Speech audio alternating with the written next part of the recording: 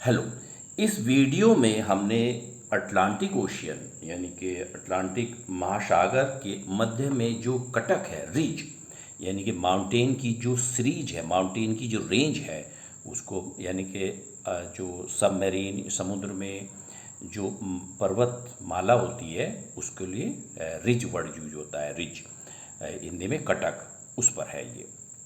Atlantic में मध्य में, Atlantic के जो मध्य में है एक रिज है और ये एस शेप्ड है। देखिए ये एस शेप्ड है, ये पूरा जो अल्फ़ाबेट एस होता है इंग्लिश का, तो एस आकार में ये बनी हुई है।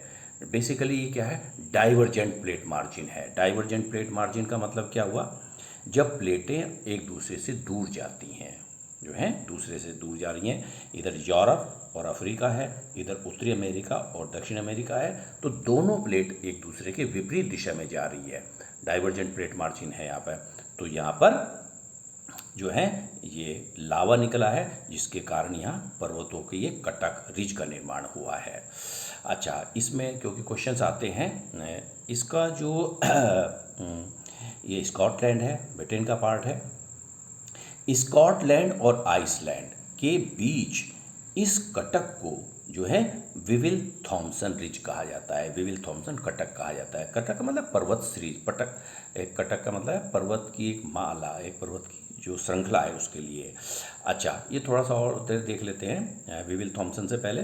देखिए ये इक्वेटर है, यानी कि विषुवत रेखा। ये जो पूरी मध्य अटलांटिक कटक है, इसके उत्तरी भाग को डॉल्फिन राइज कहते हैं और दक्षिणी भाग को क्या कहते हैं, चैलेंजर रिज राइज कहते हैं। यानी कि इस पूरे मिड अटलांटिक ओशियनिक रिज, यानी कि मध्य अटलांटिक ओशियन में जो कटक है उसके उत्तरी भाग को, यानी कि इक्वेटर के ऊपर का डॉल्फिन राइज कहते हैं और दक्षिण के में क्या कहते हैं, चैलेंजर राइज कहते हैं। अच्छा, ये विविल थॉम्सन हमने कहा, इसी ये शाखाएं हैं, टूट गई हैं, तो ये इधर थोड़ा सा विविल थॉम्सन रिज क्या है, स्कॉटलैंड और आइसलैंड के मध्य कहते हैं।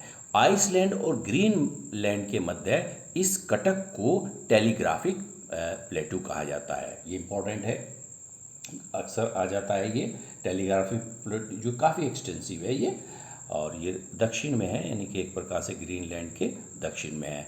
न्यू फाउंडलैंड इधर कनाडा साइड में चली गई ब्रांच है। अजोर राइज जो है इधर ये आपके यूरोप और क्या क्या अफ्रीका की तरफ है। अच्छा, सियरा लियोन अफ्रीका की तरफ है। पारा रिज इधर साउथ अमेरिका है। अच्छा, और जो गिनी राइज है, गिनी की खाड़ी है ये अफ्रीका की, और वेल्विस रिज इधर है। अटलांटिक इंडियन रिज है इधर ये। अच्छा, इसका हमने देखा है कि विविल थॉम्सन रिज से आरंभ होते हुए ये जो है ये यानी कि एक प्रकार से आइसलैंड से कह सकते हैं, जैसे ये आइसलैंड है, आइसलैंड से ये आरंभ होते हुए बॉवे आइलैंड तक, जो कि नॉर्वे का है। ये है आइसलैंड, तो एक सेपरेट कंट्री है। आइसलैंड क्या है, अपने आप में एक पृथक राष्ट्र है, पृथक नेशन है। लेकिन इसी अटलांटिक, दक्षिण अटलांटिक में बोवे आइलैंड है, नॉर्वे का है। हालांकि नॉर्वे तो ऊपर है, लेकिन यहाँ भी उसका जो है ये उसी पर द्वीप है नॉर्वे का। तो यानी कि आइसलैंड से लेकर बोवे आइलैंड, इसको बोवे पढ़ते हैं, तक यह है अटलांटिक, मिड अटलांटिक रिज फैली हुई है, यानी कि समुद्र के अंदर पर्वतों की एक श्रृंखला है।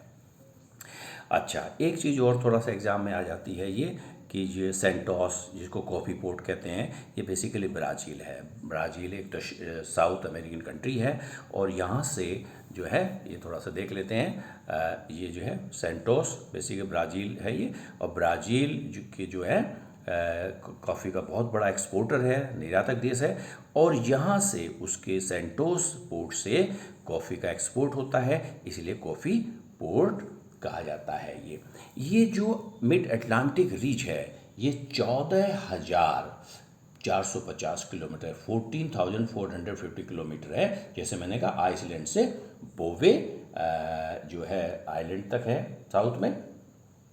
अच्छा, और बस इसमें यही था, बाकी ये भी आ चुकी है टेलीग्राफिक प्लेटू वगैरह कहाँ है, विविल थॉम्सन कहाँ है, डॉल्फिन रिज किस कहते हैं। तो इस प्रकार से बहुत ही शॉर्ट वीडियो था। ओके।